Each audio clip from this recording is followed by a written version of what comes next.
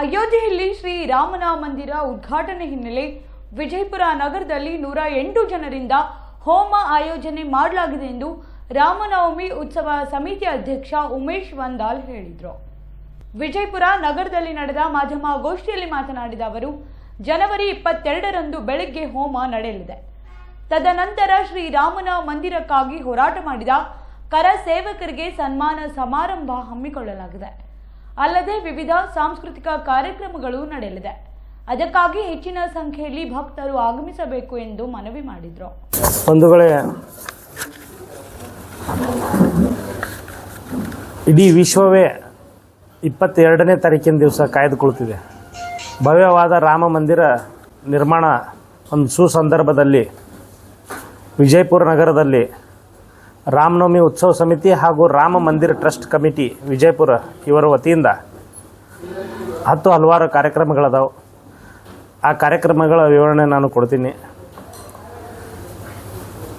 ರಾಮ ಮಂದಿರ ಬೆಳಗ್ಗೆ ರಾಮ ಮಂದಿರದಲ್ಲಿ 6 ಗಂಟೆಗೆ ಸುಮಾರು 108 ಜನರ ಹೋಮ ಇರ್ತದೆ. ಆ ಹೋಮ ಮುಗಿದ ತಕ್ಷಣ ಒಂದು ಕಾರ್ಯಕ್ರಮ ಅಂದ್ರೆ ವಿವಿಧ ಹಿಂದೂ ಸಮಾಜದ ಮುಖಂಡರ ಅನ್ನೋಕ್ಕಿಂತ ಕಾರ್ಯಕರ್ತರಿಗೆ, ಕರಸೇವಕರಿಗೆ, ಯಾರ್ಯಾರು ತಮ್ಮ ಒಂದು ಸೇವೆಯನ್ನು ಯಾರ್ಯಾರು ತಾವು ಜೈಲಿಗೆ ಹೋಗಿ ಬಂದಾರ, ಯಾರ್ಯಾರು ಹೊಡೆತ ತಿಂದಾರ ಪೊಲೀಸರ ಕಡೆಯಿಂದ, ಯಾರ್ಯಾರು ಈ ಹೋರಾಟ ಸಂದರ್ಭದಲ್ಲಿ ಸಾಕಷ್ಟು ಇವತ್ತು ರಾಮ ಮಂದಿರ ನಿರ್ಮಾಣ ಆಗಬೇಕಾದ್ರೆ ಸಾಕಷ್ಟು ತ್ಯಾಗ ಮತ್ತು ಬಲಿದಾನ ಇರತಕ್ಕಂಥ ಎಲ್ಲ ಕಾರ್ಯಕರ್ತರ ತ್ಯಾಗ ಬಲಿದಾನದಿಂದ ಇವತ್ತು ನಿರ್ಮಾಣವಾಗಿದೆ. ಅದಕ್ಕೆ ಆ ಒಂದು ಆ ದಿವಸ ಅವ್ರಿಗೆಲ್ಲರಿಗೆ ಸ್ಮರಿಸುವಂಥ ಒಂದು ಕೆಲಸ ಆಗ್ತದೆ. ಇವತ್ತು ಸುಮಾರು 511 ಜನರ ಕಾರ್ಯಕರ್ತರ ಒಂದು ಪಟ್ಟಿ ಮಾಡಿದ್ದೇವೆ. ಅವರು ಅಯೋಧ್ಯೆಗೆ ಹೋಗಿ ಬಂದಿರ್ಬೋದು, ಕರಸೇವಕರು ಇರ್ಬೋದು, ಆದರೆ ಹಿಂದೂ ಸಮಾಜದ ಎಲ್ಲ ಪ್ರತಿಯೊಂದು ಕಾರ್ಯಕ್ರಮದಲ್ಲಿ ತಾವು ಭಾಗಿಯಾಗಿರೋ ಕೆಲವೊಂದು ಜೈಲಿಗೆ ಹೋಗಿ ಬಂದಾರ, ಈ ಹೋರಾಟಗಳಲ್ಲಿ ಇರ್ಬೋದು. ಇವತ್ತಿಗೆ ಅನೇಕ ಒಂದು ಕೋವಿಡ್ ರಾಮನವಮಿ ಉತ್ಸವ ಸಮಿತಿ ಅಂದರೆ ಬರೀ ಇದು ಉತ್ಸವಕ್ಕೆ ಅಷ್ಟೇ ಸೀಮಿತವಾಗದೆ ಇದು ಹಲವಾರು ಕಾರ್ಯಕ್ರಮಗಳು, ಇವತ್ತು ಸ್ವಚ್ಛ ವಿಜಯಪುರ ಅಭಿಯಾನ ಇರ್ಬೋದು. ಇವತ್ತು ಅನೇಕ ಇವತ್ತು ಕೋವಿಡ್ ಸಂದರ್ಭದಲ್ಲಿ ಸುಮಾರು ಒಂದು 100 ಶವ ಸಂಸ್ಕಾರ ಮಾಡಿರ್ತಕ್ಕಂಥ ಒಂದು ಶ್ರೇಯ ನಮ್ಮ ಎಲ್ಲ ಕಾರ್ಯಕರ್ತರಿಗೆ ಹೋಗ್ತದೆ. ಅವರೆಲ್ಲರಿಗೂ ನಾನು ಅವತ್ತು ಒಂದು ಚಿಕ್ಕ ಸನ್ಮಾನ ಇಟ್ಟಿದ್ದೇನೆ. ಆ ಸನ್ಮಾನ ಅದಾದ ನಂತರ ಒಂದು ವಿಜಯಪುರ ಬ್ರಾಹ್ಮಣರ ಮಹಿಳಾ ಮಂಡಳಿಯ ಅಧ್ಯಕ್ಷರಾದ ಭಾಗ್ಯಶ್ರೀ ಕಟ್ಟಿ ಅವರ ನೇತೃತ್ವದಲ್ಲಿ ಕೋಲಾಟ ಕಾರ್ಯಕ್ರಮ ಇರ್ತದೆ.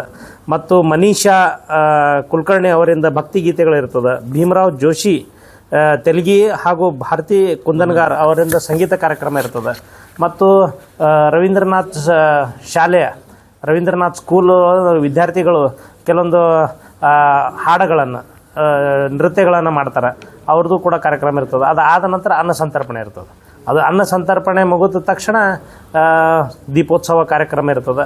ಭವ್ಯವಾದ ರಾಮ ಮೂರ್ತಿಯನ್ನು ಅವತ್ತು ದರ್ಶನಕ್ಕೆ ಇಡಲಾಗ್ತದೆ ಅಲ್ಲಿ ರಾಮ ಮಂದಿರ ಎದುರುಗಡೆ. ಅದಕ್ಕೆ ಎಲ್ಲ ಹಿಂದೂಗಳು, ಎಲ್ಲ ನಮ್ಮ ಬಿಜಾಪುರದ ನಾಗರಿಕರು ಪ್ರತಿಯೊಬ್ಬರು ಆ ಕಾರ್ಯಕ್ರಮಕ್ಕೆ ಬಂದು ಭಾಗವಹಿಸಬೇಕಂತಂದು ನಮ್ಮ ವಿನಂತಿ ಅದ.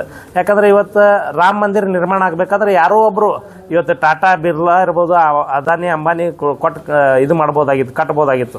ಆದರೆ ಅದು ಟಾಟಾ ಮಂದಿರ ಆಗ್ತಿತ್ತು. ಅದಕ್ಕೆ ನಾವು ಪ್ರತಿ ಮನೆಗೆ ಹೋಗಿ ಒಬ್ಬರು 5-10 ರೂಪಾಯಿ ಹಿಡ್ಕೊಂಡು ಇವತ್ತಿಗೆ ಲಕ್ಷಾನುಗಟ್ಟಲೆ ದುಡ್ಡು ಕೊಟ್ಟಿದ್ದಾರೆ. ಅದು ಕಟ್ಟಿ ಅಂದರೆ ಎಲ್ಲರೂ ನಮ್ಮ ಮಂದಿರ ಆಗಲಿ ಅಂತನ್ನುವಂಥ ಉದ್ದೇಶ ಮಾಡಿತ್ತು. ಆ ಪ್ರಕಾರ ಮಾಡಿದಾಗ ಆ ಸಂದರ್ಭದಲ್ಲಿ ನಾನು ಬಿಜಾಪುರ ನಗರದಲ್ಲಿ ಭಾಳ ಸಂತೋಷ ಅನ್ನಿಸ್ತದೆ. ನಾನು ನಮ್ಮ ಏರಿಯಾದಲ್ಲಿ ಹೋಗಿದ್ದೆ. ಅವಾಗ ಹೋದಾಗ ನಾನು ದೇಣಿಗೆ ಕಲೆಕ್ಟ್ ಮಾಡ್ತಿದ್ದೆ. ಯಾರೋ 100 ರೂಪಾಯಿ ಕೊಟ್ಟರು, 50 ರೂಪಾಯಿ ಕೊಟ್ಟರು. ಅಲ್ಲಿ ಒಬ್ಬರು ರಿಟೈರ್ಡ್ ಒಬ್ಬರು ಅಧಿಕಾರಿ ವಡಿಗೇರಿ ಸರ್ ಅಂತ, ಅವರು ಮುಸಲ್ಮಾನರು. ಅವರು ಏನ್ರಿ ಒಂದಲ್ಲವ್ರು ಏನು ಮಾಡಕತ್ತಿರತ್ತೆ ಕೇಳಿದ್ರು. ನಾ ಅಂದೆ, ಇಲ್ಲ ಸರ್ ಹಿಂಗೆ ರಾಮ ಮಂದಿರ ಕಟ್ಲಾಕತ್ತೀವಿ, ಅದಕ್ಕೆ ಅದನ್ನು ಮತ್ತು ನನಗೆ ಯಾಕೆ ನೀವು ಪಟ್ಟಿ ಕೇಳಿ ನೀವು ಕೊಡ್ತಿರತ್ತ ನನಗೆ ಗೊತ್ತಿರಲಿಲ್ಲ ಅಂತ ಕರೆದು 5,000 ರೂಪಾಯಿ ದೇಣಿಗೆ ಕೊಟ್ಟರು. ಅಂದ್ರೆ ಅಂಥ ಒಂದು ಹೃದಯ ವೈಶಾಲ್ಯತೆ ಇರ್ತಕ್ಕಂಥ ಮುಸಲ್ಮಾನರು ನಮ್ಮ ಭಾರತದಲ್ಲಿ ಅದಾರ. ಆ ಒಂದು ನಿಟ್ಟಿನಲ್ಲಿ ಅಂಥ ವ್ಯಕ್ತಿಗಳ ಇವತ್ತು ಹೆಚ್ಚಿಗೆ ಆಗಬೇಕಾಗ್ಯದ. ಅವ್ರಿಗೆ ಸಮಾಜಮುಖಿಯಾಗಿ ಬರಬೇಕಾಗ್ಯದ. ಅವ್ರು ನೋಡಿ ಭಾಳ ಸಂತೋಷ ಆಯ್ತು ನನಗೆ. ಯಾಕಂದ್ರೆ ರಾಮ ಮಂದಿರಕ್ಕೆ ನಾವು ಈಗ ನಂದು ತಂದು 5,001 ರೂಪಾಯಿ ಕೊಟ್ಟರು. ಕರೆದ ಕೇಸಿಂದ ಕೊಟ್ಟರು. ಅಂಥ ಒಂದು ಸಂಗತಿನೂ ನಡೆದದ. ಆ ಘಟನೆನ ಇವತ್ತು ತಮ್ಮೆಲ್ಲರ ಮುಂದೆ ವಿವರಣೆ ಮಾಡಬೇಕಾಗ್ತದೆ. ಯಾಕಂದ್ರೆ ಇವತ್ತಿಗೆ ಎಲ್ಲರೂ ಸಹಬಾಳಿತ್ವದಿಂದ ಇವತ್ತು ಸಾಕಷ್ಟು ಜನ ಇವತ್ತು ನೋಡ್ರಿ, ಮೊನ್ನೆ ಒಬ್ಬರು ಪತ್ರಿಕಾ ಪ್ರಕಟಣೆ ನೋಡಿದೆ, ಇವತ್ತು ದರ್ಗಾ ಮಸೀದಿ ಮೇಲೆ ಕೂಡ ನಾವು ದೀಪ ಬೆಳಗ್ತೀವಿ ಅವತ್ತು ಅಂತಂತಂದು. ಅಂದರೆ ಇದು ಭಾರತ ದೇಶದ ಒಕ್ಕಟ್ಟತನ ತೋರಿಸ್ತದೆ. ಏನು ನಮ್ಮ ದೇಶದ ಪ್ರಧಾನಮಂತ್ರಿ ನರೇಂದ್ರ ಮೋದಿ ಅವರು ಹೇಳ್ತಾರೆ, ಸಬ್ಕಾ ಸಾಥ್ ಸಬ್ಕಾ ವಿಕಾಸ್ ಅಂತಂದು ಅವರ ಒಂದು ಗುರಿ ತಲುಪ್ತಾ ಇದೆ ಅಂತಂದು ಅನಿಸ್ತಾ ಇದೆ ನನಗೆ. ಯಾಕಂದ್ರೆ ಎಲ್ಲರೂ ಕೂಡಿ ಭಾರತ ಕಟ್ಟೋಣ ಅನ್ನುವಂಥದ್ದು ಏನದಲ್ಲ, ಆ ಒಂದು ಅದಕ್ಕೆ ಆ ಒಂದು ಇವತ್ತಿಗೆ ನಮ್ಮ ರಾಮನವಮಿ ಉತ್ಸವ ಸಮಿತಿಯ ಎಲ್ಲ ಕಾರ್ಯಕರ್ತರು ತಾವು ನೋಡಿರ್ಬೋದು, ಎಲ್ಲ ಸರ್ಕಲ್ಗಳ ಅಲಂಕಾರ, ವಿಜಯಪುರ ನಗರದ ಎಲ್ಲ ಅಲಂಕಾರ ಇರ್ಬೋದು. ಅನೇಕ ವಿವಿಧ ವ್ಯಾಪಾರಸ್ಥರು ತಮ್ಮ ಈ ಏರಿಯಾದಲ್ಲಿ ಅವರು ಅಲಂಕಾರ ಮಾಡಿದ್ದಾರೆ. ಅವತ್ತು ನಾನು ಏನು ವಿನಂತಿ ಮಾಡ್ಕೋತೀನಪ್ಪ ಅಂತಂದ್ರೆ, ಇದೊಂದು ಹಬ್ಬದ ವಾತಾವರಣ ಇಡೀ ದೇಶಕ್ಕೆಲ್ಲ ಇಡೀ ಜಗತ್ತಿಗೆ. ಇವತ್ತು ನೋಡ್ರಿ, ಇವತ್ತು ವಿದೇಶದಿಂದ ಕೂಡ ಅಲ್ಲಿ ಕೂಡ ದೀಪ ಬೆಳಗಿಸುವಂಥ ಕಾರ್ಯಕ್ರಮ ಮಾಡ್ತಿದ್ದಾರೆ, ರಂಗೋಲಿ ಹಾಕೋದು, ದೀಪ ಬೆಳಗಿಸೋದು. ನಾನು ಎಲ್ಲ ವಿಜಯಪುರ ಜನತೆಯಲ್ಲಿ ವಿನಂತಿ ಮಾಡ್ಕೋತೀನಿ, ಎಲ್ಲರೂ ತಮ್ಮ ಮನೆ ಮುಂದೆ ರಂಗೋಲಿ ಹಾಕ್ರಿ, ದೀಪ ಬೆಳಗಿಸ್ರಿ. ತಮ್ಮ ಇರತಕ್ಕಂಥ ಎಲ್ಲ ದೇವಸ್ಥಾನಗಳು, ಸಣ್ಣ ದೇವಸ್ಥಾನ ಹಾಕಿರ್ಲಿಕ್ಕೆ, ಲಕ್ಷ್ಮೀ ದೇವಸ್ಥಾನ, ದುರ್ಗಾ ದ್ಯಾಮನ್ ದೇವಸ್ಥಾನ ಇದ್ರೂ ಕೂಡ ತಾವು ಅಲ್ಲಿ ದೀಪ ಹಚ್ಚುವಂಥ ಕೆಲಸ ಮಾಡಬೇಕು ಅವತ್ತು. ಯಾಕಂದ್ರೆ ಎಲ್ಲರೂ ಒಂದು ದೀಪಾವಳಿ ಆಚರಣೆ ಮಾಡ್ಬೇಕಂತಂದು ಕೇಳ್ಕೊತೀನಿ. ಅವತ್ತು ಎಲ್ಲರೂ ರಾಮನ ದರ್ಶನ ಪಡೀಲಿಕ್ಕೆ ರಾಮ ಮಂದಿರಕ್ಕೆ ಅವಶ್ಯವಾಗಿ ಬರಬೇಕು. ಈ ಒಂದು ಕಾರ್ಯಕ್ರಮ ಕೂಡ ತಾವು ಭಾಗವಹಿಸ್ಬೇಕಂತಂದು ತಮ್ಮಲ್ಲಿ ಎಲ್ಲರಲ್ಲಿ ವಿನಂತಿ, ತಮ್ಮ ಮೂಲಕ ವಿನಂತಿ ಮಾಡ್ಕೋತೀನಿ. ಯಾಕಂದ್ರೆ ನಾ ಇವತ್ತಿಗೆ ಸಾಮಾಜಿಕ ಜಾಲತಾಣಗಳಲ್ಲೂ ವಿನಂತಿ ಮಾಡ್ಕೊಂಡ್ರೆ ಬರ್ತಿದ್ರು. ತಮಗೆ ಎಲ್ಲ ಕರೆದು ಪತ್ರಿಕಾಗೋಷ್ಠಿ ಮಾಡುವ ಉದ್ದೇಶ ಏನಪ್ಪ ಅಂತಂದ್ರೆ ತಮಗೂ ಕೂಡ ಅವತ್ತು ಆಹ್ವಾನ ನೀಡ್ತೀನಿ. ನಾನು ತಾವು ಕೂಡ ಬರ್ಬೇಕಂತಂದು ಎಲ್ಲ ನಮ್ಮ ಪತ್ರಕರ್ತ ಮಿತ್ರಗಳಿಗೆ ಆಹ್ವಾನ ನೀಡ್ತೀನಿ. ತಾವು ಕೂಡ ಬಂದು ಆ ಕಾರ್ಯಕ್ರಮವನ್ನು ಯಶಸ್ವಿಗೊಳಿಸ್ಬೇಕಂತ ತಮ್ಮಲ್ಲಿ ಕೂಡ ಮನವಿ ಮಾಡ್ಕೋತೀನಿ. ನಾನು 511 ಜನರು ಏನು ಕರಸೇವಕರು ಇರ್ಬೋದು, ಇವತ್ತು ಸಮಾಜದಲ್ಲಿ ಹೋರಾಟ ಮಾಡ್ತಕ್ಕಂಥ ಕಡೆ ಇವತ್ತು ಕಾರ್ಯಕರ್ತ ಯಾರು ಇವತ್ತಿಗೆ ಜೆಂಡಾ ಹಚ್ತಾನ, ಪರ್ಪರಿ ಹಚ್ತಾನ, ಕಸ ಹುಡುಗುವಂಥ ಕಾರ್ಯಕರ್ತರಿಗೆ ಅವತ್ತು ಸನ್ಮಾನ. ಅದು ಯಾವುದೋ ಲೀಡರ್ಗಳ ವೇದಿಕೆ ಅಲ್ಲ. ಆದರೂ ಈಗ ನೋಡ್ರಿ, ಸಾಕಷ್ಟು ಜನ ಅವಾಗ ನನ್ನ ಜೊತೆ ಸುಮಾರು ಒಂದು 26-27 ವರ್ಷ ಆಯ್ತು. ನಾನು ವಿಶ್ವ ಹಿಂದೂ ಪರಿಷತ್ ಬಜರಂಗ ದಳದಲ್ಲಿದ್ದಾಗ ಅವತ್ತು ಸಂಘಟನೆ ಒಳಗಿದ್ದು. ಅವತ್ತು ಎಲ್ಲರೂ ಈಗ ಬೇರೆ ಬೇರೆ ಪಕ್ಷಗಳಿಗೆ ಹೋಗ್ಯಾರ. ಅವರು ಇವತ್ತು ಪಕ್ಷಗಳ ಸಂಬಂಧ ಇರಲಿಲ್ಲ. ಇದ್ರಾಗ BJP ಇರ್ಬೋದು, ಕಾಂಗ್ರೆಸ್, JDS ಸಾಕಷ್ಟು ಬೇರೆ ಬೇರೆ ಪಕ್ಷಗಳು ಹೋಗ್ಯಾರ.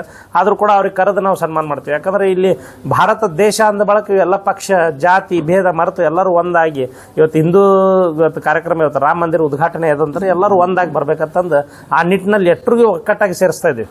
ಇವತ್ತು ಅವರು ಬೇರೆ ಬೇರೆ ಪಕ್ಷದವ್ರು ಇರ್ಬೋದು, ಇವತ್ತು ಅವರಿಗೆ ಒಂದು ಭವ್ಯವಾದ ರಾಮ ಮಂದಿರವನ್ನು ಅವರಿಗೆ ಒಂದು ಕೊಡ್ತಾ ಇದ್ದೀವಿ. ಯಾಕಂದ್ರೆ ಅವರ ಹೋರಾಟದ ಪರಿಶ್ರಮದಿಂದಲೇ ಇವತ್ತಿಗೆ ನಾವು ರಾಮ ಮಂದಿರ ಕಟ್ಲಕ್ಕೆ ಅವಕಾಶ ಸಿಕ್ಕ್ಯದ. ಅದಕ್ಕೆ ಆ ಒಂದು ಸಣ್ಣ ಹೋರಾಟ. ಇವತ್ತು ಕೆಲವೊಂದು ಜನ ಅಯೋಧ್ಯೆಗೆ ಹೋಗ್ಲಕ್ಕಾಗ್ಯದ, ಕರಸೇವೆ ಮಾಡೋಕ್ಕೆ ಸಾಧ್ಯ ಅದ, ಕೆಲವೊಬ್ರು ಮಾಡಿಲ್ಲ. ಆದರೆ ಬಿಜಾಪುರದಲ್ಲಿ ಇದ್ದುಕೊಂಡು ಹೋರಾಟ ಮಾಡಿರೋ ಅಂಥವ್ರಿಗೂ ಕೂಡ ನಾನು ಅವತ್ತು ಸ್ವಲ್ಪ ಅದ್ರ ನಾಯಕರ ವೇದಿಕೆ ಅಲ್ಲ, ಅವತ್ತು ಸ್ವಾಮೀಜಿಗಳು ಬರ್ತಾರೆ. ನಮ್ಮ ಹುಲಜಯಂತಿ ಮಾಳಿಗರೆ ಮುತ್ತೇರ್ ಇರ್ಬೋದು, ನಮ್ಮ ಬುರ್ಣಾಪುರ ಯೋಗೇಶ್ವರಿ ಮಾತಾ ಇರ್ಬೋದು, ಮತ್ತು ಮನಗುಳಿ ಸಂಗನಬಸವ ಸ್ವಾಮಿಗಳು ಇರ್ಬೋದು. ಅವರು ಅನೇಕ ಸ್ವಾಮೀಜಿಯವರು ಬರ್ತಾರೆ, ಅನೇಕ ಗಣ್ಯರು ಬರ್ತಾರೆ. ಅವತ್ತು ಕಾರ್ಯಕರ್ತರ ವೇದಿಕೆ, ಅವತ್ತಿಗೆ ಕಾರ್ಯಕರ್ತರಿಗೆ ಸನ್ಮಾನ ಮಾಡುವಂಥ ವೇದಿಕೆ. ಯಾರು ಎಂಥ ಕಾರ್ಯಕರ್ತಪ್ಪ ಅಂತಂದ್ರೆ ಇವತ್ತು ಈ ಪ್ರತಿಯೊಂದು ಹೋರಾಟದಲ್ಲಿ ಮುಂಚೂಣಿಯಲ್ಲಿ ಇರ್ತಕ್ಕಂಥ ಕಾರ್ಯಕರ್ತರಿಗೆ ಗುರುತಾ ಹಿಡಿದ ಅವತ್ತು ಅವ್ರಿಗೆ ಗುರುತಿಸಿ ಅವತ್ತಿಗೆ ಸನ್ಮಾನ ಮಾಡೋದು. ಒಂದು ಸನ್ಮಾನ ಹೆಂಗೆ ಮಾಡೋದು ಅಂತಂದ್ರೆ ಅವ್ರಿಗೊಂದು ಚಿಕ್ಕ ರಾಮ ಮಂದಿರ, ಏನು ಕಟ್ಟಿಗೆದಿಂದ ಮಾಡಿರ್ತಕ್ಕಂಥ ರಾಮ ಮಂದಿರವನ್ನು ಪ್ರತಿಯೊಬ್ಬರಿಗೆ ನಾವು ಅವತ್ತು ಕೊಡುವಂಥ ಒಂದು ನಿರ್ಣಯ ಮಾಡಿದ್ದೇವೆ. ಆದ ಕಾರಣದಿಂದ ಒಂದು ಅದ್ಭುತ ಕಾರ್ಯಕ್ರಮ ಆಗ್ತದೆ. ಅವತ್ತು ಎಲ್ಲರೂ ಒಂದು ಹಬ್ಬದ ವಾತಾವರಣ ಇರೋದರಿಂದ ತಾವೆಲ್ಲರೂ ಅದಕ್ಕೆ ತಮ್ಮ ಮನೆಯಲ್ಲಿ ಆಚರಣೆ ಮಾಡಿರಿ, ರಾಮ ಮಂದಿರಕ್ಕೂ ಬಂದು ಭೇಟಿ ನೀಡ್ರಿ ಅಂತಂದು ತಮ್ಮ ಮೂಲಕ ಎಲ್ಲರಲ್ಲಿ ಕೇಳ್ಕೊಳ್ತೀನಿ ನಾನು. ಧನ್ಯವಾದಗಳು. ಮಂದಿರ ಮುಂದ್ಗಡೆ 508 ಮಂದಿ 511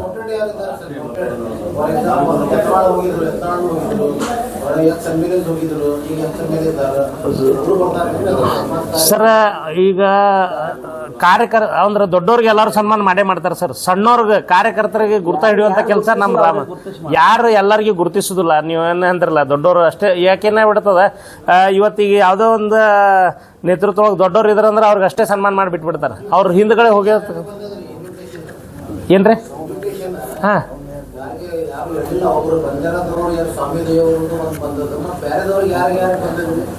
ಸರ್, ಇನ್ವಿಟೇಷನ್ ಅವರು ಯಾರ್ಯಾರ ಸ್ವಾಮೀಜಿಗಳಿಗೆ ಬಂದವು, ಕೆಲವೊಂದು ರಾಜಕಾರಣಿಗಳಿಗೆ ಬಂದವು. ಆದ್ರೆ ಎಲ್ಲರೂ ಅಲ್ಲಿ ಹೋಗ್ಲಕ್ಕೆ ಸಾಧ್ಯ ಇಲ್ಲಲ್ರಿ. ಹಾಂ ಹಾಂ ನನಗೆ ಅಷ್ಟು ಮಾಹಿತಿ ಇಲ್ಲ. ಕೊಟ್ಟವ್ರು ಅವರು ನಮಗೆ ಮಾಹಿತಿ ಇಲ್ಲ. 511 ಜನ 511 ಜನರು ಇಲ್ಲ 11 511 ಏನ್ರಿ ಇಲ್ಲ ಪ್ರೆಸ್ ನೋಟ್ ಇಲ್ರಿ, ಇದು ಅವ್ರಿಗೆ ಸನ್ಮಾನ.